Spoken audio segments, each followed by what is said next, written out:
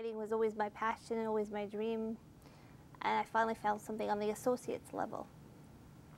And BMCC seemed to offer that major here, so I enrolled. And little by little, I started becoming more involved in different activities on campus, such as I became a sister-to-sister mentor.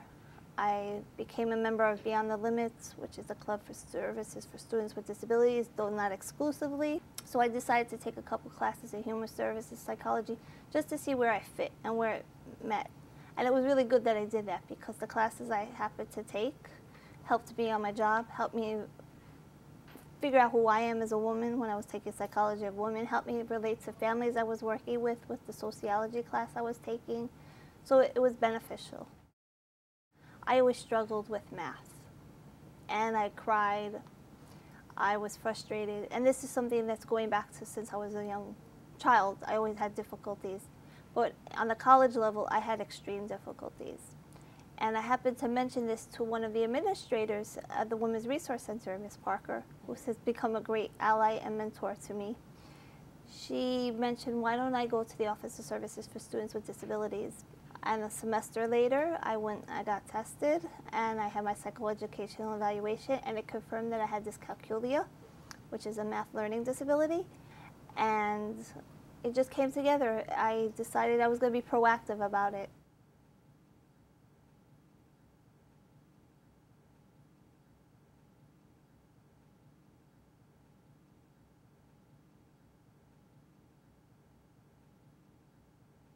Advocacy through storytelling is through my mind. It's telling others stories, so that way it's advertised in newspapers, it's advertised on TV, it's advertised everywhere. It's human interest stories, basically. But I'm hoping that the readers who will respond, quote unquote, in kind, not necessarily financial for a person that's looking for services or organizations that are looking to make a difference, but they'll respond with some kind of services that will benefit the person I'm telling the story about. There's so many people who are afraid to speak up because they're afraid they're alone. And I started sharing my story with students as an older student returning.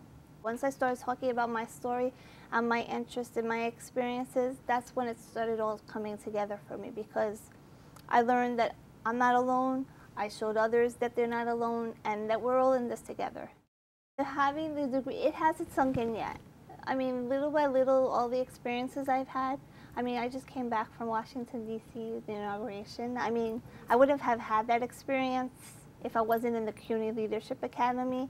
I wouldn't be in the CUNY Leadership Academy had I not been a welcome ambassador and showed that I'm capable of being a leader, because this is all new to me. I'm not used to wearing the leadership role. It definitely brought out a confidence in me, saying that I have that can-do attitude where I didn't have before. And it just affirms that nothing is unattainable. I mean, I had the focus. I just had so many distractions in my life, being a survivor of domestic violence, raising children. It wasn't easy. And once I was able to put all that baggage behind me, but not forget about it, because if I didn't have those experiences, I probably wouldn't be able to be the advocate that I am. I wouldn't be able to be that person where somebody can open up to me and share my story with them, or they share their story with me. I feel that they feel a certain amount of trust, and again, that they're not alone. And some people are surprised to hear that I'm this outgoing, because they see this outgoing, energetic person, woman in front of them, but I was not always this way. I was very withdrawn. I feel I was very oppressed growing up. In my marriage, in my former marriage, I was very oppressed, and like when I thrived, that's when he started clamping down and like, you can't have this, you're not going to do this. So I remember those experiences. If you want it, nobody could stop you, and nobody should stop you, and not even yourself. I mean, if there are obstacles, you knock down, you find a way through them, not even around them, but through them, so that way you could leave them behind. Because if you just walk around them, sometimes you just have a tendency to going right back to where you started from. I don't think BMCC will ever leave my heart or my mind, because even though I'm graduating academically, I think I haven't fulfilled my complete mission here, because as a program assistant with the Services for Students with Disabilities, I learned so much.